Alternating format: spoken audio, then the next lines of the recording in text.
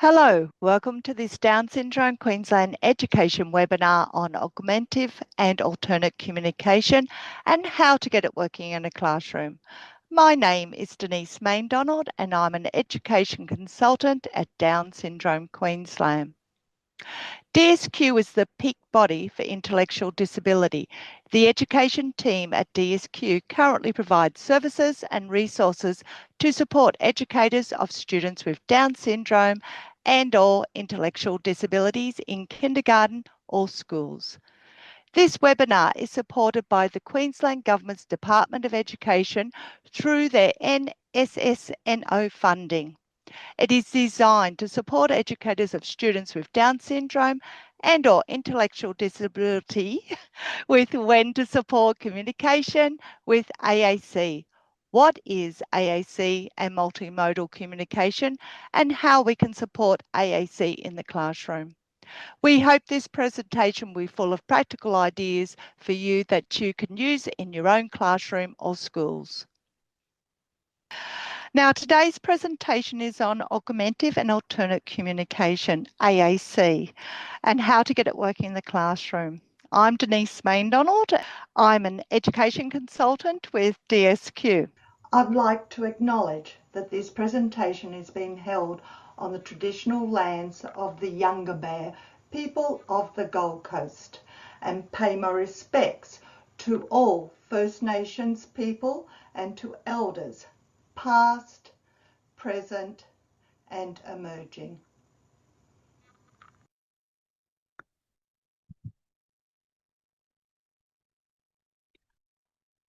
Communication in AAC is a massive subject. I will attempt to cover as much as possible, but am mindful and grateful for you giving up your precious time to attend this PTC. So what is our agenda today? We're going to touch quickly upon the neurotypical development of communication and the rights of people to communicate, then move on to the types of augmentative and alternative communication, AAC, and tips on how we can get AAC working in our classroom, and lastly, how DSQ education can continue to support you. Now, this is a typical development of communication. We expect that by school age, a child will have over 2,000 words with 5 or more words per sentence and the beginnings of phonetical knowledge. So what happens if your student's communication development does not match these milestones? The first thing that needs to be done is to check if there's any underlying issues, such as hearing loss, that may be impacting on their communication. It is estimated that approximately 80% of people with Down syndrome have hearing issues that range from mild to profound. More than 40% of Aboriginal and Torres Islander people aged over 7 years old have hearing loss. Many studies highlight that hearing loss often goes unidentified and undertreated in people with an intellectual disability, with previously undiagnosed hearing loss ranging from anything from 19% to just under 60%. Hearing impairment may fluctuate and may be intermittently present, especially if the child has an upper respiratory tract infection leading to glue ear. So the student may have been tested and been cleared, but develop fluctuating hearing loss when they're unwell.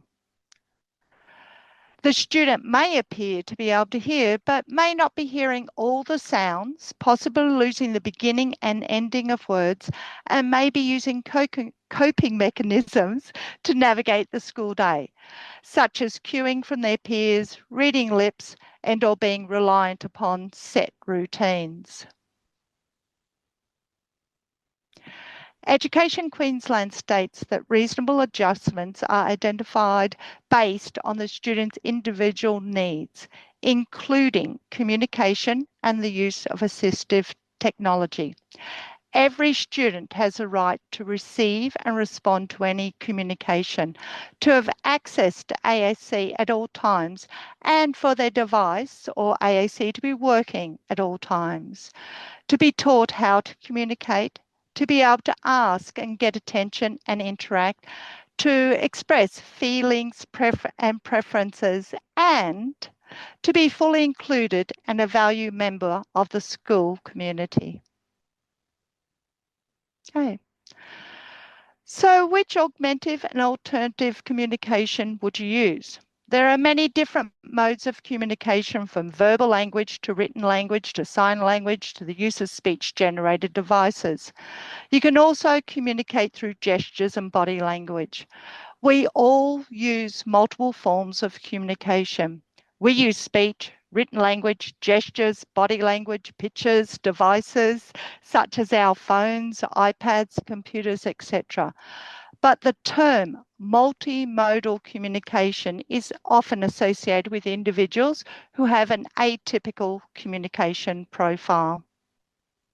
They often use alternative ways to help them communicate, which may be through no-tech, low-tech, mid-tech, and/or high-tech AAC. Some common AAC that students with atypical communication profiles may use are Auslan and keyword signing, visuals, aided language displays and pods, speech, speech-generated devices, and text-to-speech. I'm going to start with keyword signing, as gestures are one of the earliest communication skills that children develop, and signing is an extension upon this skill. Keyword sign can be used to support language acquisition while it is developing. It does not stop children from speaking. Children are surrounded by speech and will always use what is the easiest and quickest means to communicate. When using keyword sign, the keywords or most important concepts in the sentence are signed. Keyword sign borrows signs from Auslan and uses these signs in word order. You use your voice and speak while signing. And you sign only the keywords of the sentence. When we sign as we speak, we become more interesting to look at. This can help the person who we are communicating with to stay more focused on the conversation. Now, DSQ Education can support you in the following ways if you are interested in learning keyword sign. We have a keyword sign workshop. This is a fee-paying workshop that has been created specifically for schools. If interested, please let us know in the chat box and Sinead will send you further information. We have a virtual keyword sign drop-in session. We have just commenced these last week and it is free. If you're interested, please register your interest once again in the chat box and Sinead will send you the team's invitation. We have keyword sign resources supplied in our ID8 consults. And lastly, our keyword sign webinar demonstrating school-based signing. We have that, and the link that you see there will take you to the YouTube video. Next, I'd like to touch upon aided language displays. ALDs are a strategy to enhance communication. ALDs are usually made specifically for a situation or activity. They can be used receptively or expressively. Displays can be stored with the resources for each activity to encourage staff members to bring the displays out and use them each time the activity takes place, or can be placed on the wall next to a static activity such as trampoline, toilet, or sandpit. When using an ALD receptively, pointing to the symbol aids information as you talk to someone, so they're better able to understand you. When it's used expressively, you offer the ALD to someone who may benefit from symbols to augment their communication, and they could use it as they talk to you. Expressively, the student can use the ALD to demonstrate their knowledge and understanding of a topic, as well as using it to express a need or want. Now, DSQ Education has a range of pre-made ALDs, with some of them having the reciprocal keyword sign that can be attached to the back of the ALD for easy access. While aided language displays form an excellent introduction to supporting communication, by their very nature, they limit the vocabulary and therefore the messages which can be conveyed to and by the communicator. So where do we go to then? PODS, Pragmatic Organization Dynamic Displays, are a book that contains a wider range of symbols and words to support communication between people with communication needs and their communication partner. There are many different types of pods, so the one to use will depend on the communication needs of the individual. Everyone has different communication preferences and abilities. This is why pods can have different formats depending on the individual physical, sensory, and communication needs of the user. Teachers often find them hard to incorporate into a classroom as they do not generate a sound and you need to be near the student to interact with them. Look at creating a visual on a stick that the student or one of their peers can hold up saying, I have something to say, rather than having their hands up, as students with hypotonia or low muscle tone may find it difficult to raise their hands above their shoulder height, or provide a switch with a recorded message saying, I have something to say. The following video, Talking with Friends, Claire's Pod Squad, demonstrates how one school and their students' family engage the student and her peers with using a pod. The link listed is a full video of the Pod Squad, but I'll show you just a snippet of the video now.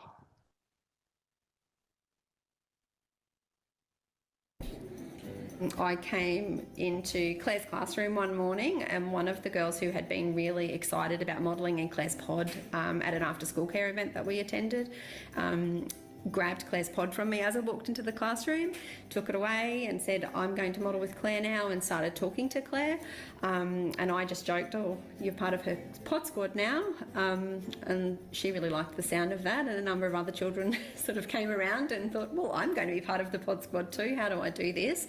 So if you go back into here, in your power page, you go pod squad, Olaf Craft, you might say, I want, and go to categories, turn the page, body parts, and you can say, oh, I need, go into the head, I need some eyes.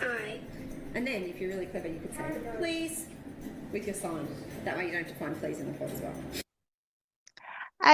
As you may have seen in the video, multimodal communication was being used. The students had pods, they had multiple-paged aided language displays, they did some keyword signing, and they used a device with the SimPod app on it, which is a speech-generated device. Okay, so next, we're going to talk about the devices. AAC devices can help give that voice to children who have difficulty communicating with verbal speech.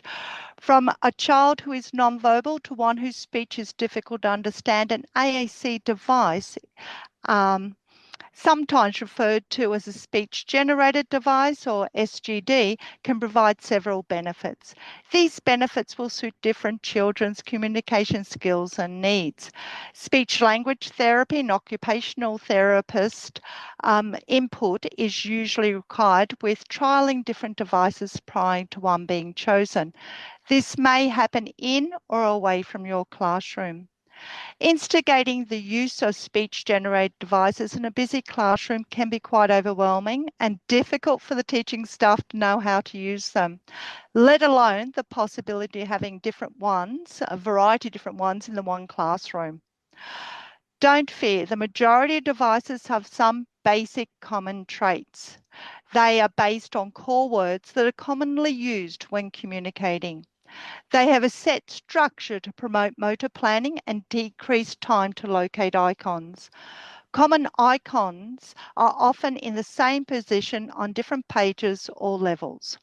There is color coding, which is used to categorize words based on their grammatical function and to facilitate easy access and comprehension. Icons are positioned to promote and extend sentence structure going from left to right, just like reading. They are staged from early communicators to the more experienced communicators. So we're talking about you as the role of the communicator partner. It is important for communication partners to support people with atypical communication profiles to identify and use the communication method that works best for them and enables their own independent communication. Communication partners of people with atypical communication profiles should be aware of the following. Communication is a constant experience. For people with atypical communication profiles, not having access to an effective communication system can be frustrating. This frustration sometimes results in behaviours of concern. The way we communicate with people with atypical communication profiles influences how they are perceived by others and how they perceive themselves. Communication enables people to express their personality, humour, interest, and dislikes.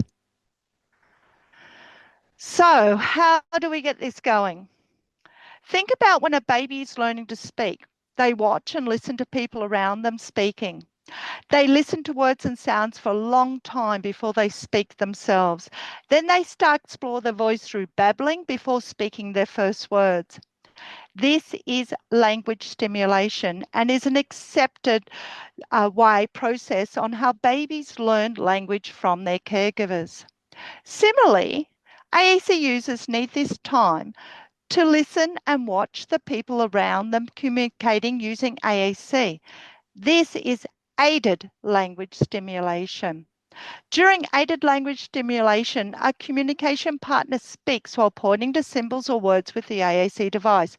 This allows the AAC user to see the device used in authentic situation. It is essential that you get the device ready. There are two options.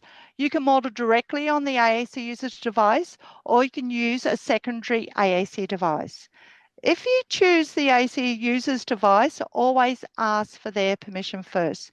This shows the AAC user that we know their device belongs to them and that it is their voice.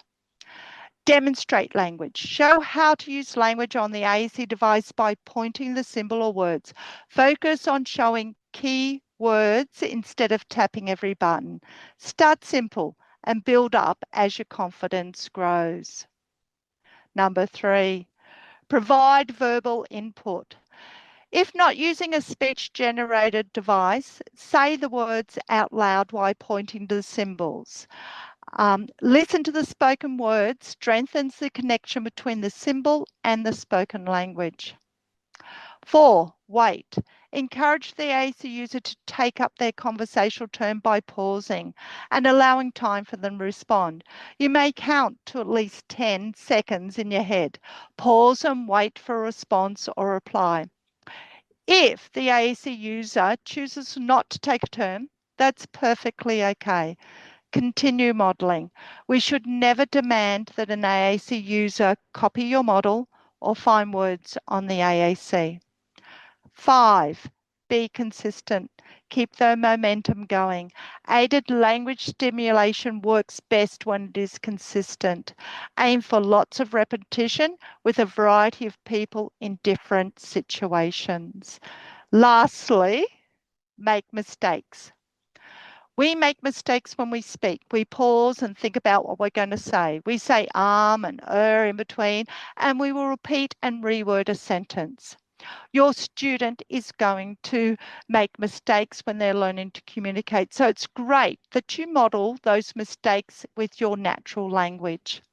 I do love that the pod has an icon on most pages that says that you have made a mistake and need to start again. For more information about aided language stimulation, the listed link is a good place to start. Only around 20% of a 2-year-old's spoken utterances are requests. So what about the other 80%? When teaching aided language stimulation, it's important to remember to include all of the pragmatics of communication to enable them to communicate for a range of purposes. It is not just about asking for things, although this can be very motivating for some learners. Now, we're going to stop and do an activity. I would like you to think about the difference between an AAC learner who knows how to ask for a story to be read. Then think about the 5 different language functions that you may want to use during this activity.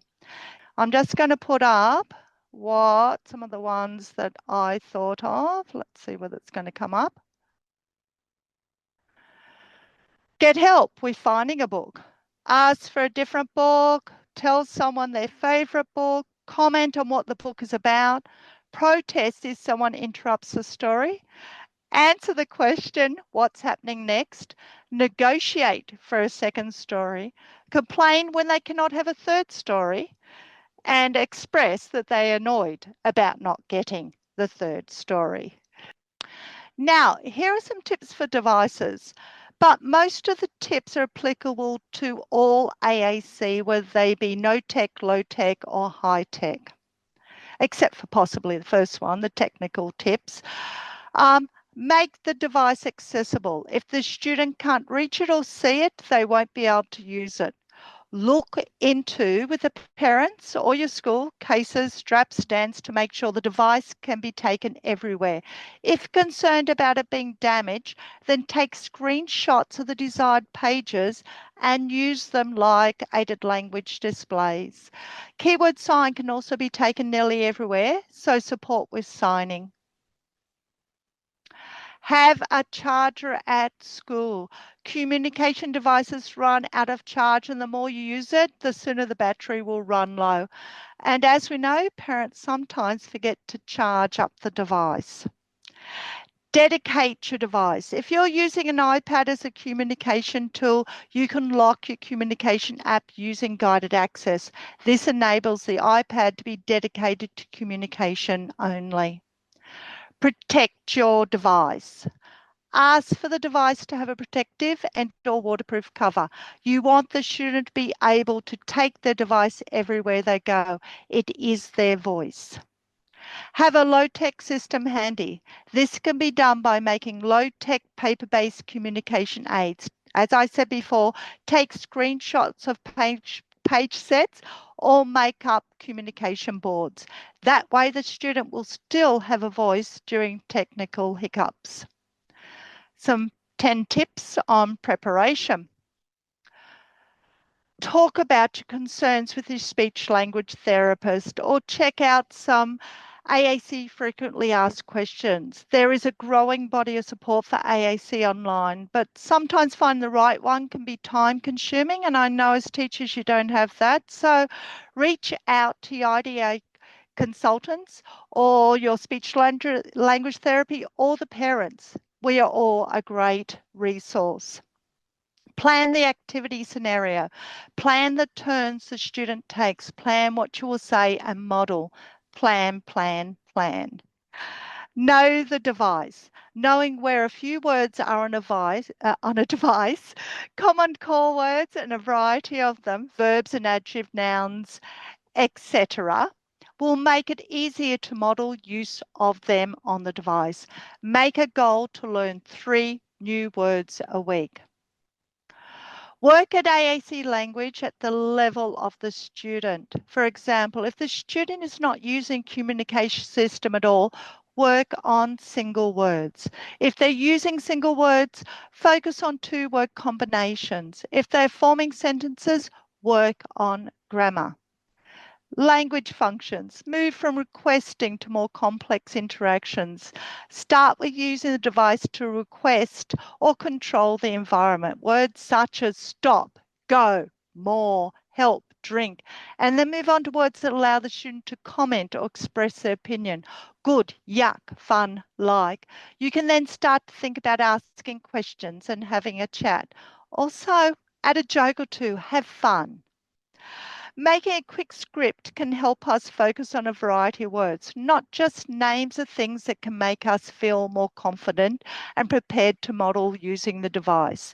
Remember to model at the student's expressive language level when using AAC. Having a hard copy of the device is a great way for you to get access to the pathways and language when structuring lesson plans out of school hours. And that is especially if the device has gone flat and you're trying to charge it, or if the student takes their device home. 8, you need something to talk about. Do things the student enjoys. Go with the obsessions. As teachers, we do tend to focus on directive language rather than language that engages the student. With very early developing communicators, we follow their lead and then we extend upon it. Pre-store messages. This is when one icon can have a complete sentence rather than the student having to combine a series of icons to create a sentence.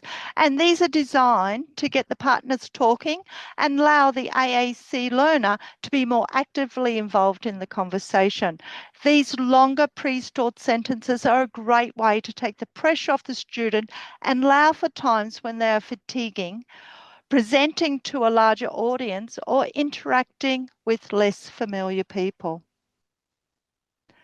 Include language that is current and applicable. Include vocabulary that is particular to lessons that the class is learning and age appropriate. By creating a dedicated folder for the lesson, the student has quick access, enabling them to be included. The focus of these times may not be on grammar or extending sentences. Rather, you're giving them a voice in lessons so they can participate and be part of the class. And some more tips. 5 tips for working together. Look at your team. It is not just you that will be using the device. Ensure all participants are involved and then they will have more ownership and use of the device. One school I've been working with uses an AA system when they're having their lunch breaks and they've got to have their voices turned off and just use the device to get whatever they are asking for, coffees, teas, and to have their little chats. And it's encouraged all the staff to get on board. Get to know the school environment and the student in that setting. Talk about and observe the difficulties that the student has in the classroom. Times that you think would be great for them to be able to say something and enable them to participate more. Remember, the cognitive load of communicating via AAC is large, so ensure you maximise the use during times the student is less fatigued. Form goals together for the school. Often family, therapy and school goals may be similar, but the way the goals are worded and how you will work towards achieving them may be different. The goals set in a quiet, less distracting home and therapy environment may need tweaking in the noisier, more distracting school environment. Set small goals. Schools are really busy. You teachers are really busy. There is a lot to fit in during the day. Agree on 1 to 2 things that work on when working towards a bigger goal. For example, using the device to say good morning to the teacher as part of a bigger social goal. Every student will be a different language level or proficiency of using the device, but we should always set our expectations higher so they can progress to the next level. Expect a little more. It's a start towards the student achieving more. 12 tips, and I appreciate your patience here. 12 tips on strategies for supporting implementation. Expect use of the device. Tell them, use your talker. Tell me with your device. I don't understand. How about you get your device? The same when using non or low tech AAC. Use your signs. Show me on your ALD. Tune into the device. Interpret and respond. Now, tuning into a computerized voice is actually fairly difficult, especially in a busy and noisy classroom. However, take time to be near or with the student using the AAC and respond to anything they say using the device. Use a peer buddy to raise their hands to indicate that the student has said something. As mentioned before, they may have many fatiguing elements when accessing their education, so raising their hand to gain your attention should not be an additional fatiguing element. There is a lot of information available about modelling language, but essentially, as mentioned with the aided language stimulation slide, it refers to using the device yourself to show the student how they could say it to help them learn the device and understand the symbols. Expand language. The idea is to match what the children have said by saying and modelling the same thing, and then you stretch it by adding another word. Essentially repeating and modelling an expanded version of what the student has said. Number 5, create opportunities. Create an environment or scenario in which the student needs or wants to communicate. That does include sabotaging the environment. 6, routines create wonderful opportunities for our students using AAC to practice same language over and over again. Wait, using a communication device is much slower than speaking. Thinking about what someone has to say, what someone might have asked you, what you have to say, where the words are on the device, finding the words on the device, and then organizing your body to be able to move to that, and then communicating the message can be quite time consuming. So wait to give the student time to respond. So you've waited and nothing has happened. What now? Offering another type of prompt might help. I find using keyword zone prompts such as I want with my voice turned off very useful. Prompts are often graded or offered as a hierarchy with the idea that we develop a plan to fade them out so that the student becomes progressively more independent. You may need more prompts as they are fatiguing throughout the day. Ask questions that require them to answer using specific vocabulary. Think about, do you want red? Well, that's a yes, no answer versus what color do you want? Think about questions even more. What color next versus what color do you want next?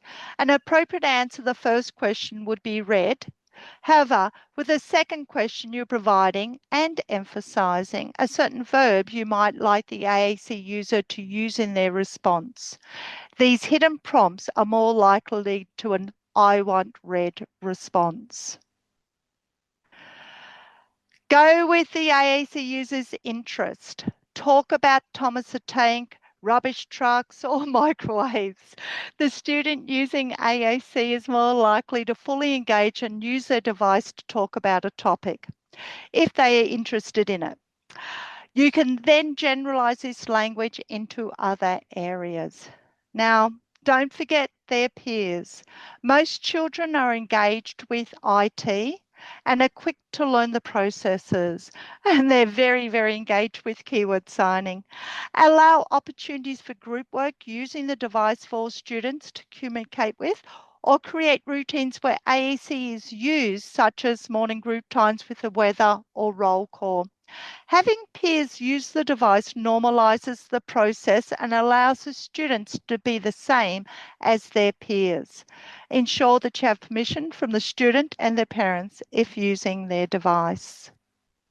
So how can DSQ education team support you? Firstly, our IDA consultants are a free service where our consultants meet with the teaching staff, either face-to-face or via Teams, and discuss the students' needs, formulate a goal, and then provide you with a report and resources. We can provide consultations to teachers with students with Down syndrome, intellectual disability, global development delay, or those recorders receiving supplementary or above adjustments on NCCD. We can revisit as many times as needed across the school year and service all of Education Queensland schools, including Catholic and independent schools from prep to year 12. Secondly, our Quest service also can provide fee-based PDs about a range of topics. This also includes our school-based keyword sign workshop.